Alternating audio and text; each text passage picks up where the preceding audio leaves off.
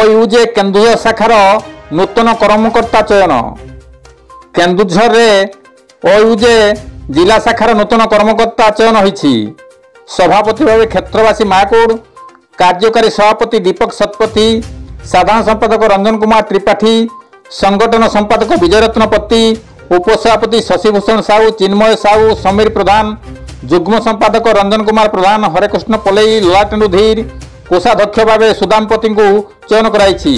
अन्य पक्षरे वरिष्ठ सांबादिक शरद चंद्र दास को राज्य कार्यकारिणी सदस्य, वरिष्ठ सांबादिक मानस रंजन त्रिपाठी को जातीय कार्यकारिणी सदस्य, वरिष्ठ सांबादिक प्रणय कुमार पाणी एवं वरिष्ठ सांबादिक प्रदीप कुमार प्रधान को उपदेष्टा भाव मनोनीत कराइछि।